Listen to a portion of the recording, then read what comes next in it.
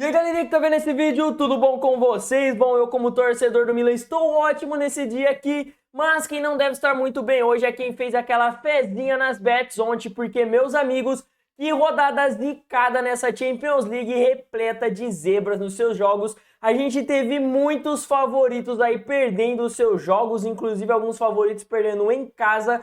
Tivemos aí alguns que até venceram, mas não convenceram. E é claro, tivemos alguns favoritos que confirmaram seu favoritismo e venceram os seus jogos, mas tivemos muito mais zebras do que favoritos vencendo nesse dia de ontem. Por isso eu resolvi trazer esse vídeo analisando todos os jogos aí dessa terça-feira de Champions League, passando jogo a jogo, analisando jogo a jogo. Quero falar bastante principalmente de Manchester City e Real Madrid, que tropeçaram aí nos seus jogos contra adversários que teoricamente se esperava pelo menos uma vitória aí desses dois times, nem que fosse por um placar magro, e não conquistaram as suas vitórias. Quero mostrar os pontos que eu acho que estão atrapalhando esses dois times na competição em um geral, porque nem o Real Madrid nem o Manchester City vem fazendo metade do que a gente esperava deles na competição. Quero falar um pouco sobre o Mbappé no Real Madrid, se eu acho ou não que ele é um dos grandes culpados do Real ter decaído tanto de rendimento da temporada passada para essa temporada atual. E é claro, também quero falar bastante do Liverpool, que eu tinha mencionado no começo da temporada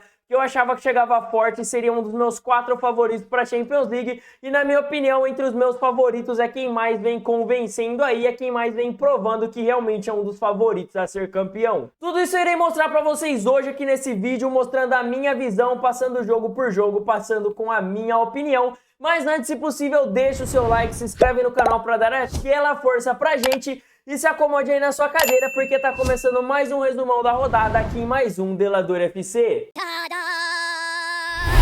Bom, para começar, vamos tirar os jogos, vamos assim dizer, mais sem graças dessa rodada, que a gente já não dava tanta importância mesmo. A começar por um PSV fazendo 4-0 no time do Girona, a primeira vitória aí do time holandês na competição, inclusive momentaneamente entrando aí na zona de playoffs, pelo menos se classificando para a fase, para estar eliminando aí meio que uma repescagem que vamos ter nessa edição de Champions, para ver quem passa para as oitavas. Eles podem sair, se eu não me engano, dependendo dos resultados do dia dessa quarta-feira, mas ainda assim é uma baita vitória aí do PSV, que fez o que se espera de um time como o PSV, que é ganhar nos seus jogos teoricamente mais equilibrados aí, porque a gente sabe que em outros jogos mais complicados seria mais difícil de vencer. Mesmo assim, eles ainda arrancaram aí 2 empates com o Sporting e com o PSG, o que já é um bom resultado aí para o time holandês. E a gente também teve o Dinamo de Zagreb aí fazendo 4-1 no Slova. E cara, baita campanha aí do Dinamo de Zagreb nessa temporada, tá fazendo uma Champions League até que bem interessante. Além disso, tivemos uma vitória de placar meio magro aí, vamos assim dizer, do Mônaco em cima do Bolonha. Mas que baita campanha vem fazendo o Mônaco aí. Nesse momento que eu estou gravando o vídeo, está em terceiro colocado ali na pontuação geral da Champions League, tem 10 pontos, ainda não perdeu na competição, inclusive já tendo derrotado até o Barcelona aí no caminho. Com certeza o Mônaco vem sendo uma das grandes surpresas positivas aí da competição, tá fazendo uma campanha muito interessante e é bom ver nesse novo formato de Champions que alguns clubes aí meio que menores, que numa fase de grupo normalmente se lascavam um pouco, estão conseguindo aí fazer uma boa campanha e estar encaminhando uma classificação para a próxima fase. E também venceu por um placar magro, mas dessa vez eu acho que só os 3 pontos não foi tão interessante como o Mônaco. Foi o Borussia Dortmund que venceu o Stuttgart, que seria o Corinthians da Shopee, vamos assim dizer. Que, cara, é um time aí que não somou nenhum ponto ainda na competição, é um time bem fraco. E, cara, na minha opinião, o Borussia ter ganhado só de 1-0, pelo tanto que sofreu aí pra estar marcando um gol, fazendo um gol lá pros 85 minutos de jogos, eu acho que foi um placar aí não tão interessante pro Borussia. Isso porque, na minha opinião, esse formato novo de Champions, você tem que aproveitar seus adversários mais frágeis, vamos assim dizer, para estar goleando. E que adversário mais frágil e tranquilo para você, inclusive, estar respondendo depois de tomar aquela vergonhaça virada em cima do jogo do Real Madrid, do que tá vencendo aí com um placar mais elástico, um time bem mais fraco aí da competição, assim como o Borussia fez, por exemplo, contra o Celtic.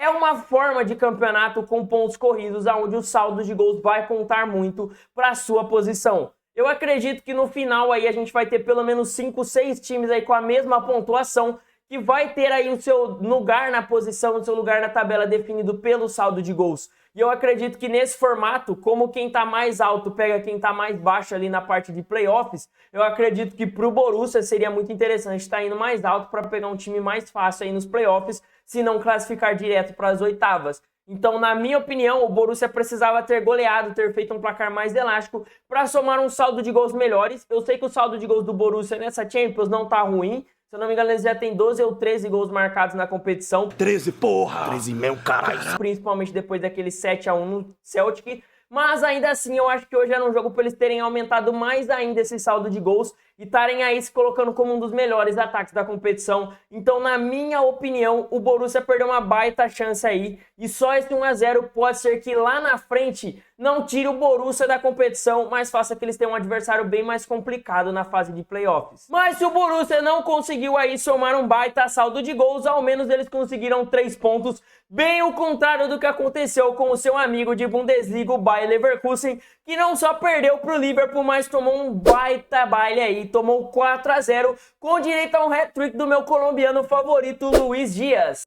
Meus amigos, parece que o pacto de Xabi Alonso chegou ao fim. Cara, o que falar desse Liverpool? Eu até esperava um favoritismo aí do clube inglês, visto que ele tá com uma temporada melhor do que a do clube alemão, e também porque, cara, tava jogando em casa e, obviamente, o Liverpool é aqueles tipos de time que jogando em casa é muito forte. Mas eu não esperava um cacete igual o Bayer Leverkusen tomou, tomando um 4-0, tomando um baile, um varejo de bola, sem conseguir sequer marcar um gol e tomando aí 4 gols aí. Cara, o Liverpool veio fazendo uma campanha impecável na Champions League. E eu falo sem medo que hoje, no dia 6 de novembro de 2024, quando eu estou gravando esse vídeo, o Liverpool vem apresentando o melhor futebol aí da Europa nessa temporada. Essa aspa é muito forte. Cara, é um time que tem uma defesa maravilhosa. Não à toa na Champions League, o Liverpool em 4 jogos só tomou 1 gol de todos os seus jogos. É uma defesa que vem muito sólida, muito difícil de se quebrar. É uma defesa muito forte mesmo. O Slot conseguiu arrumar a defesa do Liverpool aí para essa temporada de uma forma magnífica. Enquanto o ataque, o contra-ataque do Liverpool é excelente e o ataque aproveita muito bem suas oportunidades. É um time que vem matando aí quando ele tem oportunidade, marca os seus gols. Não à toa, o Liverpool é o único time com 100% de aproveitamento nessa Champions League. Não perdeu, não empatou, são 12 pontos em 4 jogos, 100% de aproveitamento, 4 vitórias, só sofreu 1 gol, como eu mencionei, e se eu não me engano são 10 ou 12 gols marcados aí pelo time na competição. Depois eu coloco aqui na tela para vocês o resultado certinho. Mas, cara, o Liverpool com certeza vem muito forte, confirmando o favoritismo que eu mencionei deles lá no começo da temporada. E, cara, como me agrada ver esse time do Liverpool jogar, tá jogando muita bola. E se continuar desse jeito, provavelmente aí vai ser um dos grandes favoritos a ser campeão, porque esse time chegou aí na Champions League com sede para buscar aí a sua 7ª taça de Champions League. É muito forte essa aspa. Mas agora sim, vamos começar a falar das 4 zebras aí dessa rodada, a começar pelo menos polêmico deles, Lille e Juventus em um empate de 1-1.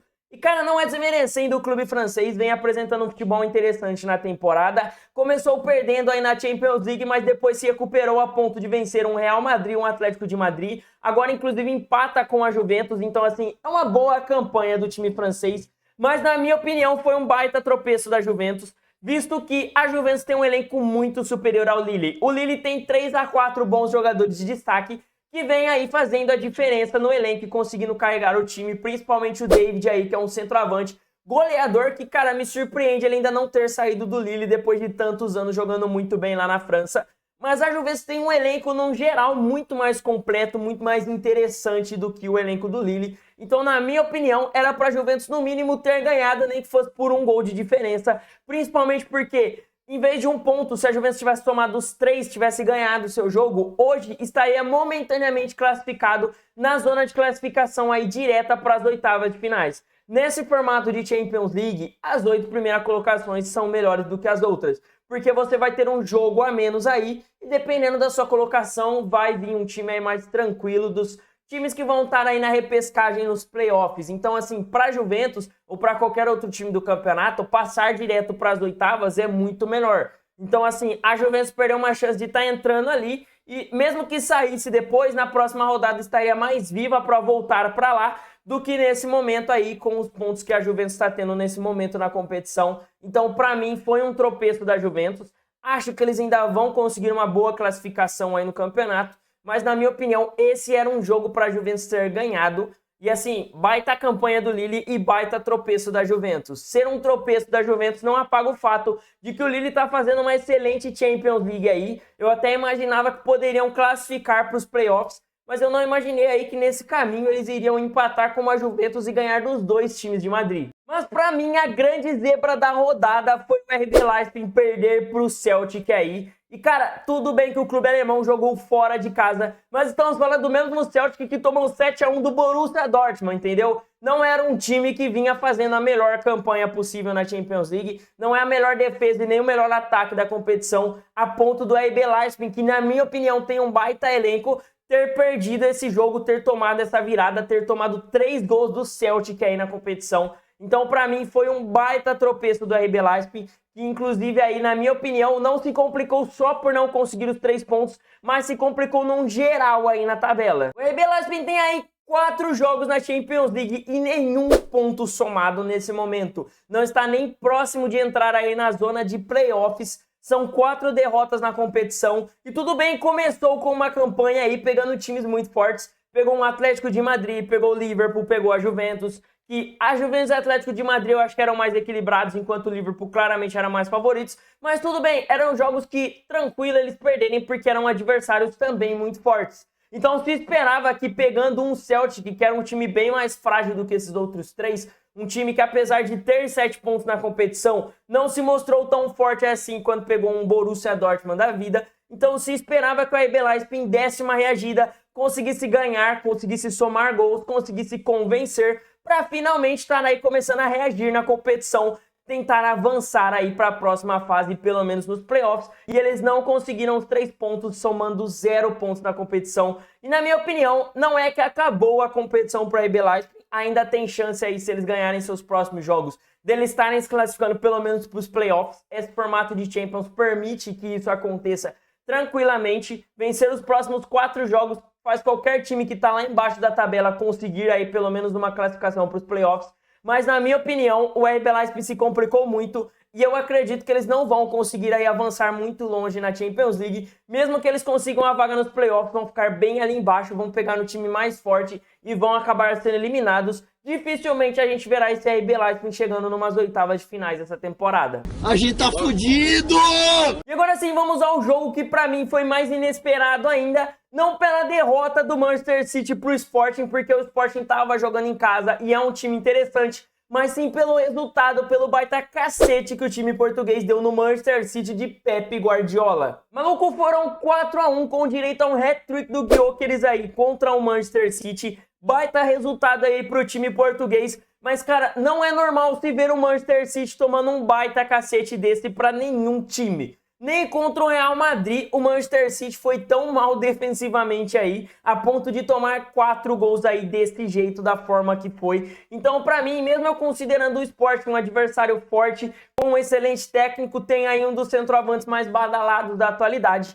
Ainda assim, eu acho que 4-1 foi um resultado aí muito elástico que eu não esperava do Manchester City. Detalhe, o Manchester City teve 73% de posse de bola e 20 chutes ao gol e mesmo assim tomou 4-1. Cara, o futebol é muito bizarro. E cara, não tem como, essa derrota do Manchester City nesse placar tão elástico só me faz pensar em uma coisa: como o Rodri faz falta pro Manchester City. Você pode discordar do Rodri ser melhor do mundo, você pode, assim como eu, achar que o Vinícius Júnior merecia mais do prêmio, mas uma coisa você não pode negar: o Rodri é inegavelmente uma das peças mais importantes do Manchester City, porque, cara, como ele faz falta defensivamente e ofensivamente para o clube inglês. Eu vi muita gente desmerecendo o Rodri, falando que ele não era tão importante assim, falando que ele é só um volante que fica jogando bola para trás, que ele não é um cara aí tão importante assim. Mas se você fala isso, cara, você está totalmente errado. Discordar dele ser melhor do mundo? Beleza. Discordar dele ser um dos jogadores mais importantes do elenco do Manchester City? Aí você tá exagerando. Meus amigos, como esse cara faz falta. Se você for pegar pra ver, o Manchester City tem 80% de aproveitamento com o espanhol em campo. E quando ele não joga, esse aproveitamento cai para 63%. Não à toa o Manchester City perdeu no final de semana aí no campeonato inglês e agora chega na Champions League e toma um placar aí que, cara, eu não me lembro da última vez que eu vi o Manchester City tomar um placar tão elástico assim em nenhuma competição nem sequer jogando com o time reserva. Então, assim, resultado aí bem estranho do Manchester City, mostrando que o Rodri faz falta. É um cara que defensivamente ajuda em vários quesitos, ajuda a marcar, ajuda a pressionar, faz muitos desarmes. O número de desarmes do Rodri na última temporada eram muito absurdos. E ele é um cara que ele é meio que um capitão ali que também ajuda a estar organizando a defesa, a estar posicionando seus companheiros, falando onde eles devem jogar ou não. Então ele já faz falta nisso também, nessa maturidade e inteligência que ele tem para estar colocando os jogadores ali em campo. E ofensivamente também ele faz isso, ele consegue mandar aí posicionar os jogadores. Muitas vezes ele faz essa função de maestro aí, organizando o time, começando as jogadas, tendo passes em profundidade, começando boas jogadas, armando boas jogadas. Fora, é claro, as finalizações de fora, é um cara que ele pisa dentro da área e tem aquela finalização. E quando você vê o Rodri entrando na área para finalizar, vem bomba por aí. Então, assim, cara, ele foi eleito o melhor do mundo e muita gente vai discordar. Mas uma coisa é fato, pro Manchester City, o Rodri é um dos jogadores mais importantes. Vini Júnior merecia mais a bola de ouro, na minha opinião? Sim. Mas ainda assim, eu acho que o Rodri é um jogador muito essencial. Muita gente veio desmerecendo ele. E pra mim, o resultado de ontem mostra, sim, que o Manchester City sofre sem o Rodri e vai precisar urgentemente em janeiro buscar no mercado um primeiro volante que consiga fazer pelo menos metade do que o Rodri fazia, senão o Manchester City não vai conseguir ganhar nem a Premier League essa temporada. É muito forte essa aspa. Porque o Manchester City claramente está sentindo falta de um primeiro volante num geral. O Kovacic e o Gundogan não conseguem jogando por ali render o que o Rodri rendia defensivamente falando. Em pontuação, eu acho que o City não se complicou tanto aí. Está em sexto colocado com 7 pontos, ou seja, ainda está na zona de classificação direta para as oitavas. E dos 3 times que podem ultrapassar eles, 2 vão se enfrentar, que seria o Arsenal e a Internacional.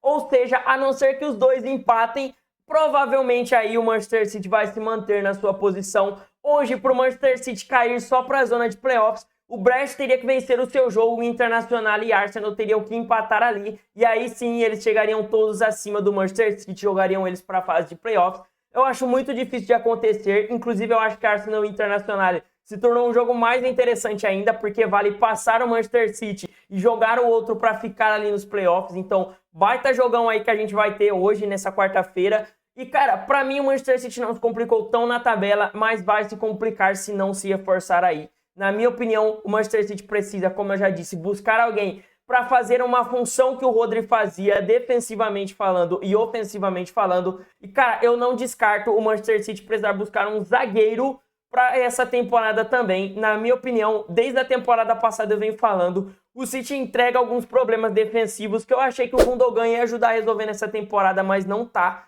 Então, pra mim, o Manchester City também vai ter que estar olhando um pouquinho essa zaga, talvez trazer um zagueiro aí mais forte para estar reforçando o elenco, principalmente na ausência do Rodri, o time decai defensivamente, então um zagueiro ali seria bem interessante para estar suprindo também essa falta de um primeiro volante de alto nível. E agora sim, vamos ao último jogo aí, o jogo mais interessante dessa rodada, na minha opinião, e que inclusive foi o motivo de eu ter acordado tão feliz nessa quarta-feira. Estamos falando aí de Milan e Real Madrid com vitória do maior da Itália. E cara, que baita resultado do time italiano, principalmente fazendo o que o Borussia Dortmund deixou de fazer contra o Real Madrid na rodada passada. Isso porque o Milan em nenhum momento deixou de agredir o Real Madrid, deixou de atacar, abdicou de jogar porque estava na frente do placar. E na minha opinião foi isso que fez o Milan manter um bom resultado, inclusive conseguindo matar o jogo com 3-1. Porque, cara, o Milan atacou muito o Real Madrid, principalmente pelo lado esquerdo, que na minha opinião é um dos melhores lados esquerdos da Europa, no mínimo aí um top 3, top 4,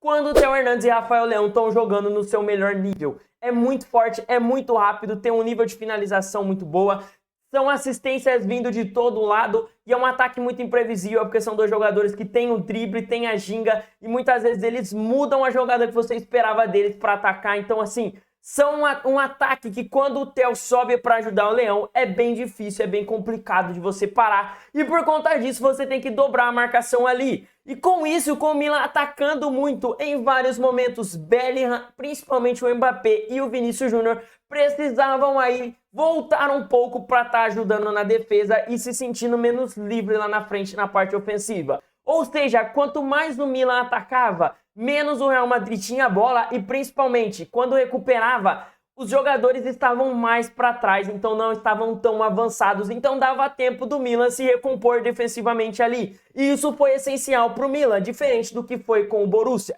Eu imagino que o técnico do Borussia Sarri assistiu o jogo, viu o Milan fazendo 1 a 0 e pensou, caramba, por que eles não recuaram esse time ainda? Mas na verdade o Milan fez certinho, na minha opinião, porque o Milan continuou agredindo, impedindo com que o Real Madrid tivesse liberdade para atacar bem. O erro do Borussia é que quando eles estavam com 2 a 0, tiraram um atacante e colocaram outro zagueiro. Com isso, tendo um atacante a menos para pressionar, o próprio Lucas Vázquez ali na lateral conseguia subir um pouco mais para ajudar os atacantes e o Vinícius Júnior e o Mbappé tinham liberdade para ficar lá na frente tranquilaços, só esperando a bola chegar para eles aproveitarem na velocidade. E nisso o Borussia acabava aí chamando o time contra eles. E cara, o Real Madrid não é o tipo de time que você quer chamar para estar indo para cima de você, principalmente pelo tanto de jogada individual que esse time pode render. Então o Milan, fazendo a estratégia que fez, conseguiu aí ser muito efetivo ofensivamente, marcando os gols quando precisava e não dar tanta posse de bola para o Real Madrid poder agredir eles o jogo todo, o que ajudou muito para que eles conseguissem terminar o jogo aí com um resultado muito positivo.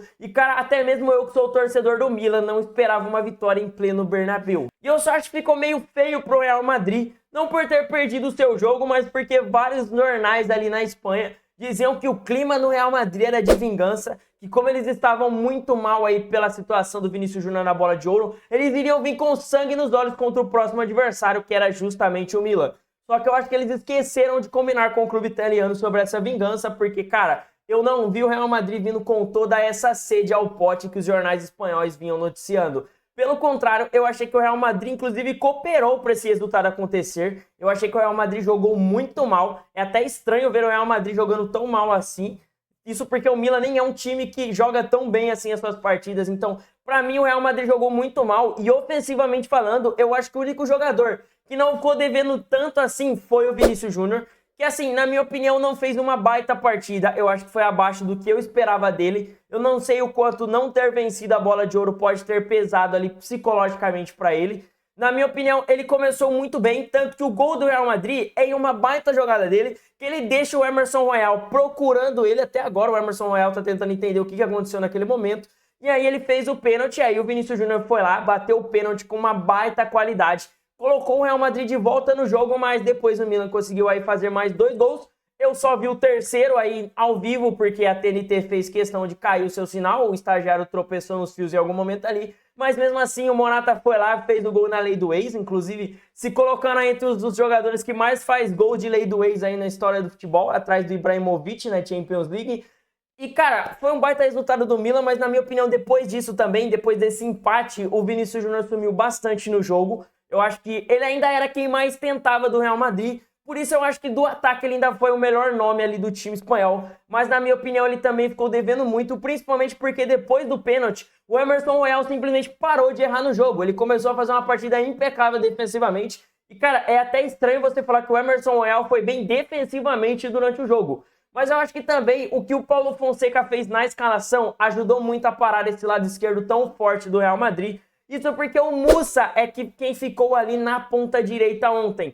E o Musa é um cara que tem muita qualidade para jogar em outras posições e também rende até como um primeiro volante. Então ele jogou na ponta para voltar a ajudar na marcação ali, ajudando o Emerson Royal a estar marcando o Vini Júnior. Então até por isso que eu acho que o Vini Júnior não conseguiu desempenhar aí seu melhor futebol, porque ele tinha o Emerson Royal e o Musa marcando ele. Mas ainda assim é meio bizarro parar pra pensar que o Vini Júnior, em teoria, ficou no bolso do Emerson Royal. Não conseguiu passear em cima do jogador brasileiro como a gente esperava. No geral, quem mais me desagradou no Real Madrid foi o Mbappé, que na minha opinião fez uma partida muito apagada. Eu juro pra vocês que em vários momentos eu peguei o meu celular pra olhar no aplicativo pra ver se o Mbappé não tinha saído de jogo naquele momento que deu pane na TNT. Se em algum momento ele foi substituído e eu não tava prestando atenção, porque, cara, tinha momentos que eu olhava e falava, cadê o Mbappé? O que aconteceu com o francês? E isso me fez, depois do jogo, pensar se realmente valia a pena pro Real Madrid ter contratado o Mbappé. Eu entendo que tinham vários pontos que faziam o Real Madrid querer contratar o jogador.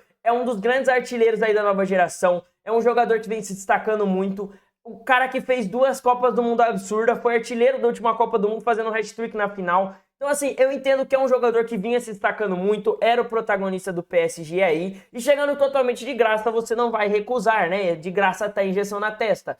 Mas, na minha opinião aí, foi uma contratação que, por mais que ele hoje ainda seja um dos artilheiros do Real Madrid, ele quebrou muito taticamente falando o time.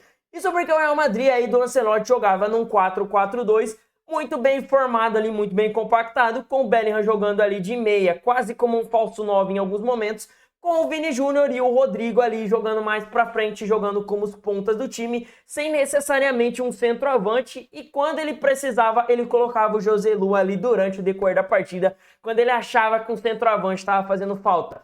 Com a chegada do Mbappé, o Ancelotti está tendo que bater muito cabeça para achar o time ideal. Isso porque ele não pode tirar o Mbappé do time. Foi a grande contratação da temporada. É um jogador aí que todo mundo esperava ver jogando no Real Madrid. E a gente sabe como o futebol funciona. A gente sabe que tanto a torcida quanto o Florentino vão chiar se em algum momento o Ancelotti tirar o Mbappé. É só você pegar entrevistas aí do Luxemburgo quando ele caiu do Real Madrid. Você vai ver que o Real Madrid quer que as suas estrelas joguem em campo. Não é só escalar o melhor time e vencer que tá bom. Eles querem que os melhores jogadores entrem porque o Real Madrid quer que o time dê um show, quer ver os melhores jogadores ali jogando dentro de campo.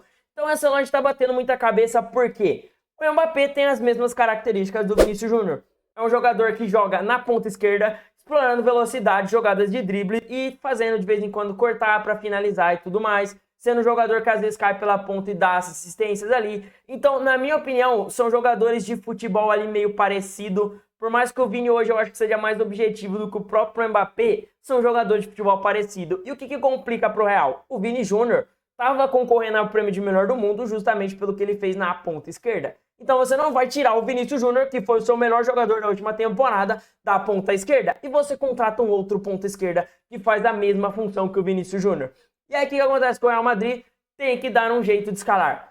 E aí, ou joga o Mbappé de centroavante, onde ele claramente não rende. Você limita ele sim, na minha opinião, você limita ele. E você limita o time porque ele não faz funções que você espera de um 9. Então, na minha opinião, o Mbappé teria que jogar na ponta. E aí, quando o Real Madrid vai pro 4-4-2, o Mbappé não é um cara tão versátil para jogar em mais posições quanto o Rodrigo é, na minha opinião. O Mbappé é melhor do que o Rodrigo? Sim. O Mbappé é mais versátil do que o Rodrigo? Não. Na minha opinião, o Mbappé, quando ele sai da esquerda, ele fica mais limitado. Na minha opinião, dava para testar ele na direita como ele jogou quando ele chegou no Paris Saint-Germain lá em 2017, que ele jogava na direita, o Neymar na esquerda e o Cavani centralizado. Mas já faz um tempinho que ele não joga por ali, mas pelo menos ali com um jogador ali mais centralizado, talvez até o Rodrigo, talvez fosse algo interessante para o Real Madrid testar. Mas fato é que o Real Madrid não conseguiu encaixar uma formação que potencialize o Vini e o Mbappé. Como o Vini vinha sendo o protagonista do Real Madrid, é ele que vai ser o dono da ponta esquerda e não tem para que tirar ele de lá. Então o Real Madrid tenta encaixar o Mbappé em outras posições e não consegue. E aí eu falo para você, realmente era necessário contratar um jogador para fazer a mesma função de um jogador que já é para ser melhor do mundo jogando nessa mesma função? Contratar um jogador com as mesmas características do Vinícius Júnior, que joga na mesma posição que o Vinícius Júnior? Na minha opinião, não valia a pena. Para mim, o Real Madrid deveria ter aproveitado essa janela e, em vez de estar caçando o Mbappé, eu entendo que ele chegou de graça, então assim, é complicado você não aceitar uma proposta dessa. Mas para mim, o Real Madrid, na temporada passada, tinha problemas defensivos que a forma tática de jogar ajudava a dar uma escondida. O Real Madrid, inclusive, em alguns momentos, improvisou até o Tchouaméni como um zagueiro e mesmo assim conseguiu se segurar ali. Nessa temporada, o Real Madrid vem sofrendo mais defensivamente, o que me faz pensar aqui, por que o Real Madrid não buscou mais zagueiros no mercado? Com todo respeito ao Militão, mas ele não é um zagueiro da qualidade que eu espero numa zaga do Real Madrid. Claramente, defensivamente falando, o Rüdiger é o único jogador interessante da defesa do Real Madrid, pelo menos no jogo de ontem. O Mendy, na minha opinião, faz malemar um arroz e feijão. O Militão, eu acho ele fraco. E o Lucas Vazquez nem sequer é um lateral, vamos assim dizer. E por isso, o Milan, inclusive, passeou muito em cima aí do lateral do Real Madrid. Porque, cara, ali, com o Leão e Theo Hernandes jogando pra cima do Lucas Vazquez, o Real Madrid passou muito mal. Se eu esperava o Vini Júnior passeando em cima do Royal, foi o Leão e o Theo que passearam pra cima aí do Lucas Vazquez. E, cara, o Real Madrid, na minha opinião, vai ter que buscar um lateral ali para jogar na posição do Lucas Vázquez. O Carvajal faz muita falta pro Real Madrid, defensivamente falando. Inclusive, ele dava mais liberdade pro ataque, porque ele passava mais segurança defensiva. Então, por exemplo, o Mbappé nesse momento teria menos obrigações defensivas para fazer e estaria mais livre lá na frente. Além de que o Carvajal sobe muito bem, ajuda bem no ataque. Sem falar que ele é aí, vamos assim dizer, o grande líder nesse elenco do Real Madrid. É um cara que faz falta para estar ajudando ali a colocar os caras nos seus devidos lugares, a estar passando aquela confiança. Então o Real Madrid, para a janela de janeiro, se eu falei que o Rodri faz falta para o Manchester City, o Real Madrid também tem um espanhol que faz muita falta, que também estava brigando por melhor do mundo ali, que eu particularmente acho que não seria tão bizarro se tivesse ganhado também, apesar de eu ter mencionado no meu vídeo. Eu não acho que ele tinha feito uma temporada para ser melhor do mundo, apesar dos títulos, mas o Carvajal é um dos jogadores mais importantes do elenco do Real Madrid. Tá fazendo muita falta e o Real Madrid vai ter que buscar, além de zagueiros, que é o que eu já mencionei há muito tempo que eu acho que falta para o Real Madrid, vai ter que buscar um lateral para estar pelo menos substituindo aí, fazendo metade do que o Carvajal faz, porque o Lucas Vázquez é muito fraco defensivamente falando, não consegue ajudar o Real Madrid, e se ele não tem espaço para subir, porque o ataque adversário está pressionando muito, ele se torna um jogador nulo, porque defensivamente ele não entrega e ele não sobe para ajudar no ataque. Então, na minha opinião, o Real Madrid vai ter que se reforçar bem defensivamente se quiser terminar a temporada aí, pelo menos conseguindo algum título. Eu não acho que a culpa seja do Ancelotti, ele tá tentando bater cabeça, tá tentando aí fazer uma formação que potencialize seus dois pontas e que ainda consiga fazer o Bellingham voltar a render, porque a formação atual do Real Madrid, inclusive, limita o Bellingham. Vinícius Júnior aí, quando ele ficava na esquerda, o Bellingham e o Rodrigo tinham liberdade de trocar de posição, porque o Rodrigo também cai bem pelo meio e o Bellingham consegue ir bem ali caindo pelas pontas. Com o Mbappé isso não acontece, porque se o Mbappé passa para o meio, o Real Madrid não tem a mesma criatividade, então o Bellingham fica mais limitado a jogar ali mais centralizado mesmo, quando ele vai cair pelas pontas. O Mbappé cai por ali e não rende tanto, então pro Ancelotti aí ele vai ter que achar um jeito de encaixar e ele tá tentando. Volto a dizer, talvez seja interessante jogar o Mbappé na direita. Ele teria as mesmas características do Vini, acho que limitaria ele para finalizar, vamos assim dizer. Ele não cairia com o melhor pé dele para finalizar, mas ainda assim eu acho que pelo menos o Real ia ter velocidade, ia ter o drible ali na ponta, ia estar explorando o Mbappé em outros tipos de funções ali. Ele veio para o Real Madrid, ele tem que aceitar jogar aonde o Real Madrid jogar ele. Então se o Real Madrid falar, mano, você vai jogar na direita e se vira, joga ele ali, testa, pelo menos você vai ter velocidade, vai ter drible por ali. E quem sabe aí dar uma liberdade melhor para o Bellingham estar se infiltrando, fazendo uma função mais que um falso 9. Jogando um Rodrigo ali, talvez centralizado, para estar ajudando também na criação. Sei lá, eu não sou técnico, então essa bomba tá na mão do Ancelotti. Mas na minha opinião ele vem tentando. Mas fato é que o Ancelotti já vem meio pressionado aí. E na minha opinião o Mbappé, por mais que seja um grande jogador, não é que não era pro Real Madrid contratar, mas eu não sei se era o jogador que o Real Madrid realmente precisava, então eu acho que foi uma contratação que o Real Madrid podia ter priorizado várias outras posições aí pro seu elenco. No geral, Milan e Real Madrid aí fizeram um baita jogão, eu adorei ter assistido uma baita partida, eu achei que foi um jogo muito bom de se assistir. E o Milan aí chega a 6 pontos, cola no Real Madrid, mostrando uma reação depois de ter perdido os 2 primeiros jogos aí, pegando o Liverpool e o Bayer Leverkusen. Venceu o Clube Brugge e agora venceu o Real Madrid. E agora o caminho do Milan ficou muito mais fácil, porque o Milan já enfrentou seus 3 bichos papões, aí vamos assim dizer. Já enfrentou os 3 adversários mais fortes do sorteio. Agora vai chegar times teoricamente mais fáceis para o Milan. Então a tendência é até que o Milan vença aí pelo menos 3 dos seus próximos 4 jogos. Deveria ganhar os 4 porque vai ser favorito nos próximos 4 jogos, diferente do que era contra o Real Madrid, porque claramente o Real Madrid era favorito, não só por ser o atual campeão da Europa, mas por estar jogando em casa. Então o Milan aí com esse jogo ganhou moral, mostrou que vai reagir, já entrou na zona de playoffs e estava fora na última rodada, então já melhorou na tabela, então assim, o Milan mostra que vai reagir. Enquanto o Real Madrid, não acho que vai ficar de fora, pelo menos para os playoffs consegue classificar, mas é complicado ver que o Real Madrid já perdeu 2 jogos de 4 aí na Champions League. Tem os mesmos 6 pontos do Milan, que começou a temporada perdendo 2 jogos na Champions. Então assim, o Real Madrid vai precisar aí resolver esses problemas no elenco, taticamente falando. Vai ter que dar um jeito aí para estar encaixando o Mbappé e o Vini Júnior, fazendo os dois se renderem bem, sem limitar o Bellingham. Então, na minha opinião, aí o Real Madrid vai ter muita dor de cabeça, vai precisar buscar opções defensivas aí pro restante da temporada. Então, em janeiro, pelo menos se espera que o Real Madrid vá buscar opções defensivas. Se o Real Madrid tá cogitando improvisar um Militão na lateral, amigo, não vai dar certo não. Eu já tô avisando por aqui. Já avisei que vai dar merda isso. Que isso aí vai dar errado. Então o Real Madrid vai ter que buscar realmente um lateral e de preferência buscar mais um zagueiro se quiser aí ter um resto de temporada um pouco mais tranquilo, brigando por alguma coisa.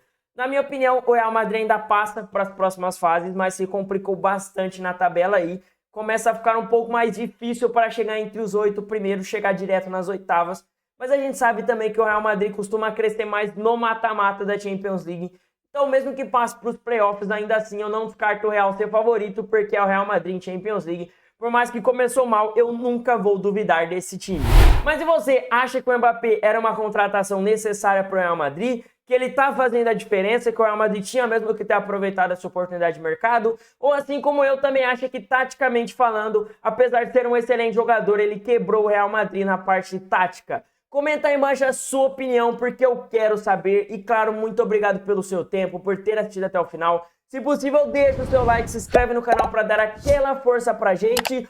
Hoje, nessa quarta-feira, dia 6 de novembro, tem mais jogos de Champions League.